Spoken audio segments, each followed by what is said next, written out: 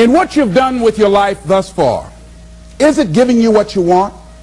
Is it giving you what you want? When you look toward the future, when you look at all that's going on out here, is there some place within yourself you say, hey, I know I need to be out there in that arena. I know I can do more than what I've been doing. I know there's some great music that I have within me that I haven't brought out here yet. Is that something that you begin to look at within yourself?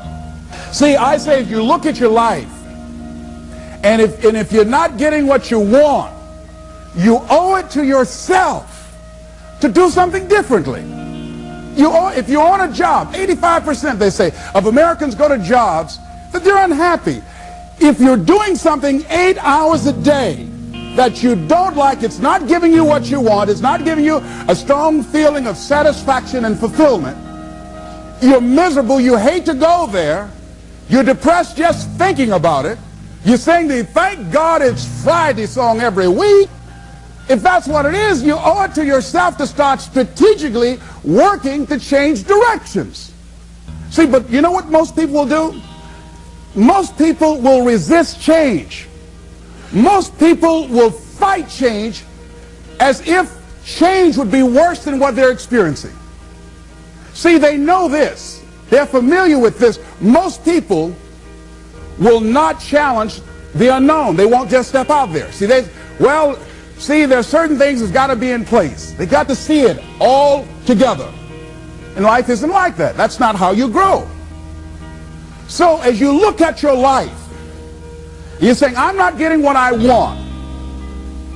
As you begin to look toward the future, begin to know that whatever it takes for you to create that, you've got that in you. You've got that. You've got genius in you. You've got goodness in you. You've got creativeness in you. If you decide to take the initiative to change the current quality of your life, I say to you that you will find that the universe is on your side, that life is on your side. Now, will it be turbulent? Yes. Will it be easy? No, no. Will you have some opposition? Yes. Will I make a lot of mistakes? Yes. Will I get hurt? Yes. Yes. See, a lot of people won't try anything different in life because they don't want to get hurt. Let me tell you something. It's too much pain to duck. Pain is everywhere. You can hide under here. It will come where you are. It's everywhere. Viktor Frankl calls it unavoidable suffering. You can't duck it. But most people spend their life not wanting to deal with the pain of rejection, the pain of defeat, the pain of being disappointed, the pain of losing, the pain of failure, the pain of being criticized, the pain of not being liked, the pain. That's called life. Life is full of pain. It's everywhere. But guess what? There's no gain without pain, because it's the pain of regret that you experience. If I had it to do over again, that's a pain. Don't you know that's something? When you know, I was in a seminar once and this lady stood up. If I had my life to live over again, she talked about all of the things that she would do. And you can feel the pain of regret in her voice. The pain of regret. She still experienced pain. She was trying not to experience the pain of defeat, the pain of disappointment, the pain of loss, the pain of lack of support. And she still experienced pain. It was right there. We can't get around it. Most people are governed by their habits, their fears, and the opinions of others. A lot of people never try anything differently because they have been convinced by people in their lives that they value that they can't do it. They're living within the context of the opinions that other people have of them, the low expectations. Many people doubt themselves because when they thought about doing something at some critical point in their lives, somebody they respected and honored, somebody they believed in, somebody that they loved, someone they trusted said, you can't do that. And they accepted that. As you look at your life, ask yourself the question, what would your life be like? What would your life look like if you decided not to care what people thought of you? What would your life be like if you decided to give up some of your fears? What would your life be like if you decided to become courageous? What would your life be like? If you decided to act on your dream, if you did what you felt in your heart. You know what courageous means? Tom Rusk and Randy Reed said. They said that courage comes from a French word which means of the heart. But how does it feel to you? He says it's courage, you know, it takes courage to live. Says most people go through life not allowing themselves to step out because they don't want to let go. They don't want to be blown around. They don't want to be moved. The courage to face life's whirling wind of contradictions. The courage to love yourself. The courage to love. For years, I was afraid to love. The courage to take a chance. The courage to be who you are. He says courage isn't for somebody else, for medals, applause, or moral debts. Courage is what at that moment feels most right for you. Not just situational ethics, but what feels right in your heart, the word of the heart, what feels right in your heart. One great philosopher says, cowards die many times before their deaths. The valiant never taste of death but once. What does that mean? That valiant people aren't afraid? No, no, no. It means that they experience that fear and they move forward.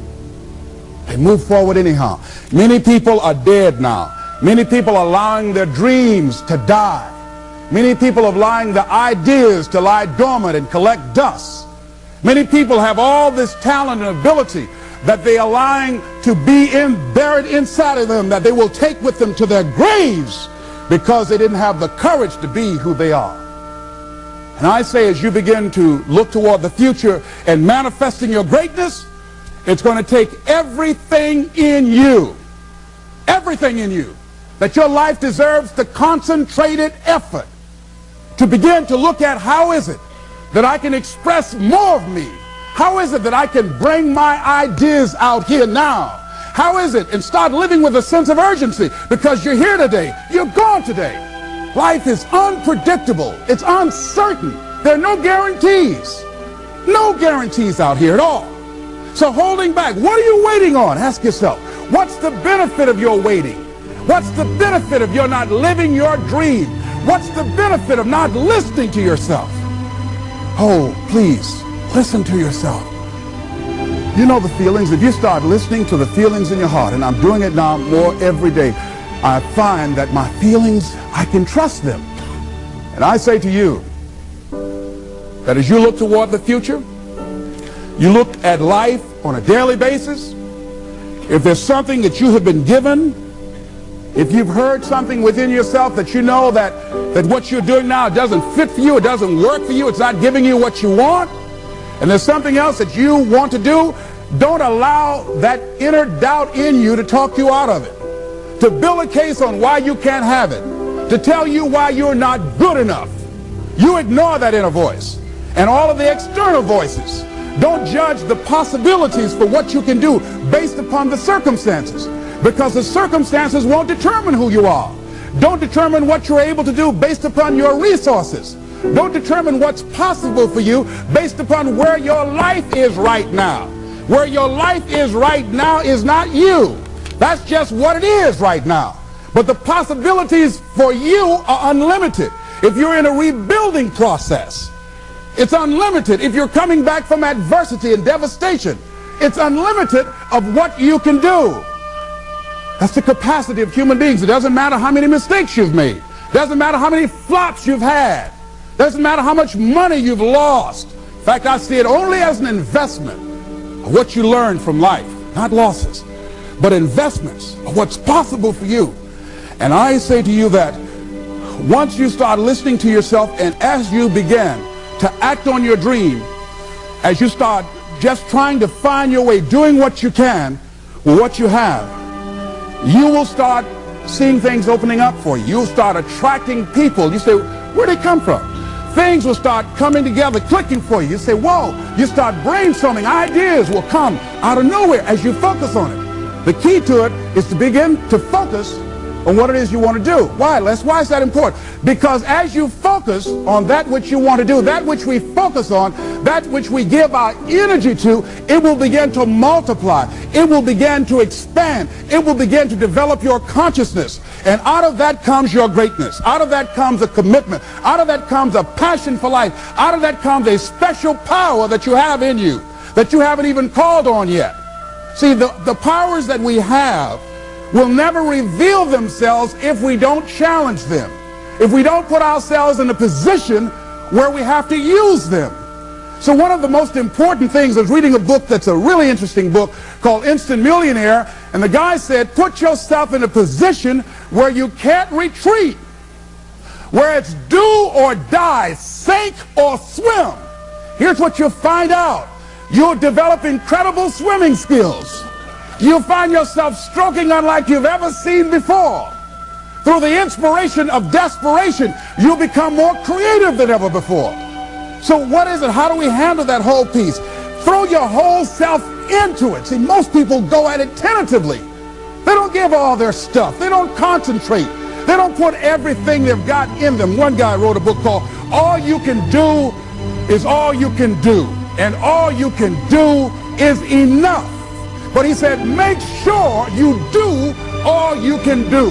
And if we're honest this evening, we know that we haven't done all we can do. So as we look at the future, we can decide that from this day forward, as I look at my personal relationships, if I look at my professional relationships, if I look at my family relationships, as I look at all the dimensions of my life, looking at myself mentally, emotionally, and spiritually, I'm going to do all I can do to develop me, to bring my talent out here, to make a contribution to life.